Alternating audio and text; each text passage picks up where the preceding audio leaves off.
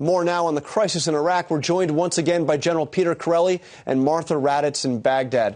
Martha, I want to start with you. You, of course, are on your 23rd trip to Iraq. You were there for virtually every phase of that war. You were there as American troops left Iraq. What is your sense? Did you ever envision something like this happening? I think it was always a danger, John.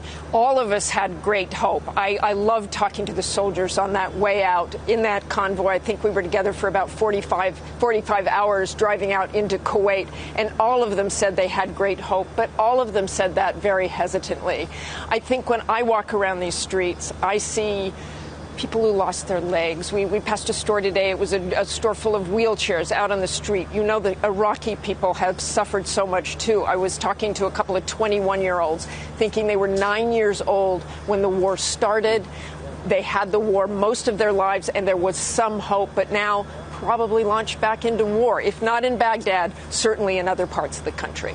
And General Karl, you spent 2 years of your life in Iraq, and you saw nearly 700 men and women under your command who lost their lives. What can you say to those families now as they see al-Qaeda on the move in Iraq falling into chaos? I don't really know what you say to those families. This has got to be so difficult for them. It's difficult for the almost 4,500 survivors who have lost loved ones in Iraq. It's difficult for all the wounded. It's difficult for all those folks who spent much longer than I did, much longer than 2 years, 4, 5, 6 tours over there, and put their lives on hold. To see this happening is extremely difficult for all of us. I mean, does it mean it was all for nothing? Well, it really seems to be that way today. Hopefully things will get better. But I fear that, you know, we just celebrated the 70th anniversary of D-Day, and those great Americans, not only after the war, but on this anniversary, we were able to go back and see what their sacrifice and the sacrifices that they left behind were able to accomplish. I fear we have a generation of warriors that will not have that opportunity to ever go back to Iraq and really see what their sacrifice was able to provide for the Iraqi people. At least that's how it seems today.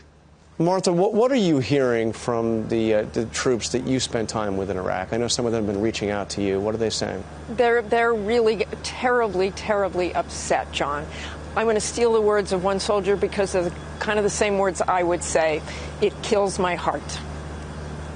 Well, Martha Raddatz, General Peter Chiarelli, thank you very much for joining us. We now honor our fellow Americans who serve and sacrifice.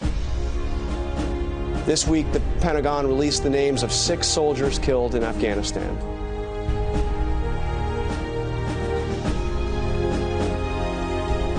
That's all for today. Thanks for sharing part of your Sunday with us. Check out World News with David Muir tonight. And to all of the dads out there, especially my father, happy Father's Day.